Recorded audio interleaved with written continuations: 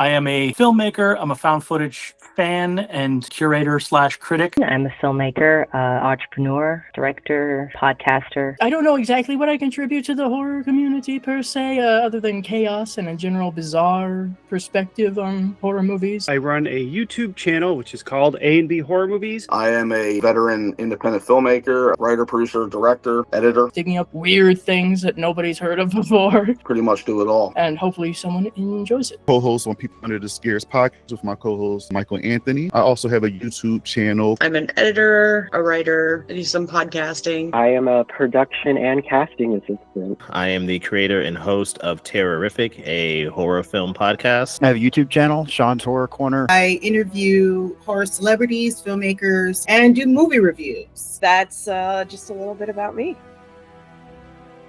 I was very young when I started watching horror. I was like 6 years old. I'm a 90s kid, so I watched Are You Afraid of the Dark, Goosebumps, Courage the Cowardly Dog. While other kids were selling hot dogs in front of their house with lemonade, I was doing haunted attractions. We would go see Disney or drama or comedy. We would see horror movies. For the longest time as a kid, I actually was scared of everything. Oh God, when I was a child, I was terrified of absolutely everything, and I did not like horror movies. My mom was just dismissing the whole thing. For some reason, the adults do, even in actual horror movies. So in my head, I'm thinking, oh, maybe the battery's going dead. My friends and I would argue about the sequels on the playground going back to, elementary school days. So one night I go and I check and there's no batteries in the beer. This is happening. It's giving Child's Play, Chucky, all of that stuff.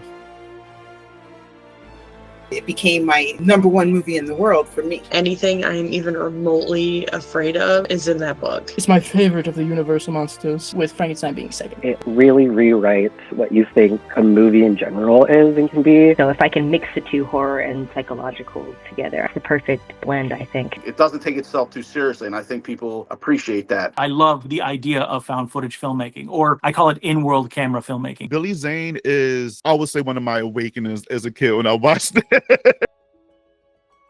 I'm so full of horror hot takes, like it's ridiculous. Hopefully I never become a demon, but if I'm a demon, I'm not telling anybody anything. I will be a silent demon. I would rather watch Critters 2 and 3 than Gremlins and Gremlins 2. What would Rob Zombie do with the Texas Chainsaw Massacre? I can't even begin to imagine. Jason Goes to Hell is the only Friday that matters. It would be so over the top and absolutely insane. And if it ever happens, Book of Shadows Blair Witch 2 is a classic. count me in. Actually, scientifically backed studies that show that it can, especially for people with anxiety. When I was so involved with church and religion, I still loved horror, but I had to hide it because they all thought it was so evil. You shouldn't watch that kind of stuff. Maybe you watch a horror movie where it helps you overcome fears or remind you of something you overcome. This is something I can focus fear and anxiety into, and then I'm not so scared about everything else in life. I've seen more and more where horror, especially when things in real life are atrocious, it's a way for a lot of people to process emotions. I think it was Roger Ebert that said that film is a machine for creating empathy, and I think horror is maybe the best place to do that. It makes me happy. Things that I can't really talk about with my friends outside of the horror community, I can talk about coming to you guys. And not be afraid of the machine, the powers that be, that say, well, you shouldn't do it. Be an outlier.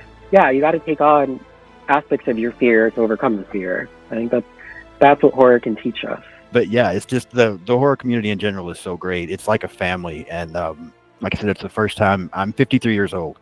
And I think this is the first time in my life that I feel like I've found where I belong.